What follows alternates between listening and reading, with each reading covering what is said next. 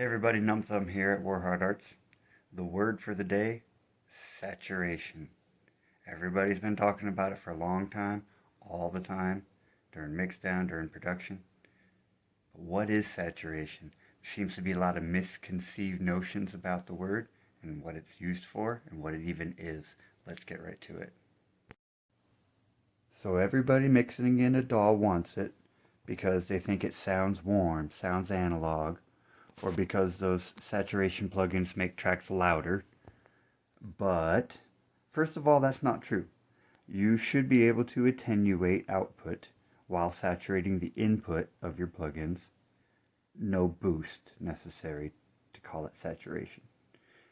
But second of all, only certain analog equipment or processes can provide saturation. Computers cannot do it. I will explain. We'll say it again. Only certain analog equipments or processes can provide saturation effect. In fact, saturation is not an effect that can be applied to a waveform in your DAW, such as distortion or EQ or compression can be very easily with decent plugins. But saturation is not an effect on your signal, technically. It requires a medium. And this medium is what's getting saturated by your audio signal. Saturation is the increasing drop of headroom in an analog physical medium.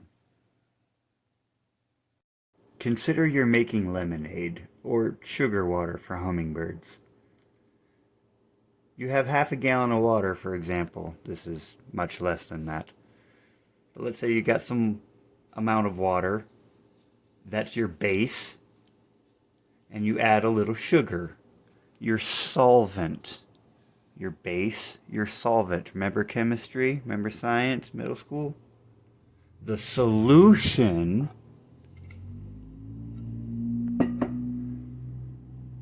is sugar water that we've made by mixing the two.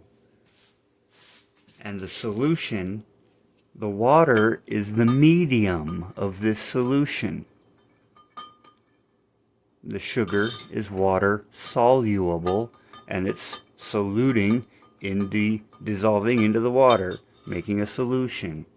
And we can measure the the ratio of this, how much sugar this amount of water can hold at its maximum saturation. The term is saturation. This medium is a fluid containing water, and that has physical limits, restrictions, rules, physical chemical properties. We can measure how much water gets put in there. We can measure how much that water can hold sugar. We can measure the sugar per water ratio as saturation. And so it's a ratio towards total saturation. Total saturation would be if I put so much sugar in here that I can't even mix more sugar and it's just stuck at the bottom. No matter how much you stir it up, it's fully saturated. And that means it can hold no more. Excess, if you add excess, it goes unused. When you add so much sugar, it can't absorb it. That's at full saturation. The water is what is absorbed. The water is what's considered saturated. We're measuring that, not the sugar. And so the water is the medium, and the sugar is your audio. And that's why I call it this in audio and video. Saturation. So in analog audio, line level audio signal is voltage. It's voltage pushing waves along a series of mediums, be that copper wires, transformers, capacitors, op amps, tubes, etc. Some of these components are passive, while some have a set of rules and limits based on the physical materials they're made of. Metal, rock, oils. Magnetic tape 2 is a medium that may or may not be capable of getting saturated by the signal. But it's the capacitors, the tape, the transformers and tubes that get saturated, not your audio signal. Your audio signal is the sugar, remember? These are the vessels, these are the water, the medium. The result of saturated audio is heard as varying harmonic distortion. Distortion.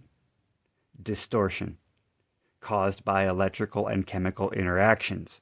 The audio, having acquired this distortion on its path, carries that tone now, even if the next medium, your return bus on your interface, even if that's not saturated or driven at all.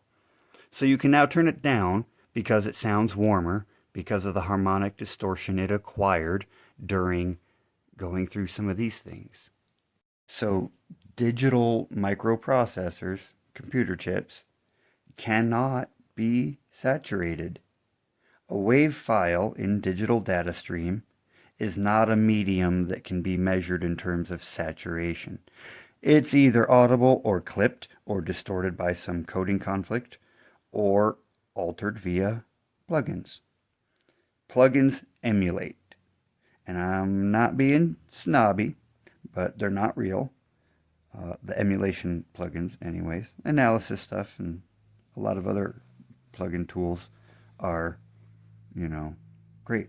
And a lot of emulated plugins are also really, really great. But a computer chip cannot react like an analog circuit in many ways, including, guitar amps, but they're getting really good at the emulation. But they cannot possibly emulate saturation. Emulation plugins alter the audio waveform by interpreting the result. They interpret what some audio processor would have done. Like a kid that describes a movie really well. Close enough to act it out, sorta, but not the same reaction at all, right? Your best emulation is an imitation of the results, incapable of doing the actual process of saturation. So that's why saturation plugins are the biggest scam of all the plugins. It's physically impossible for it to even emulate the consideration of saturation. It's outside of its realm, like a fish contemplating flying through the clouds or something. I don't know, that's a bad analogy. But I think you'd be better suited just getting an actual hardware compressor. Go hybrid. Even get one of those little cheap mixers or something. The better reason is, why do you want saturation? Because you heard the word saturation in a lot of videos, and mix guys are saying, oh, saturation is in, you got to saturate everything.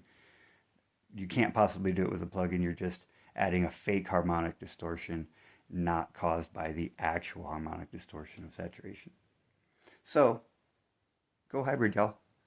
I'm Numb Thumb, or Hard Arts.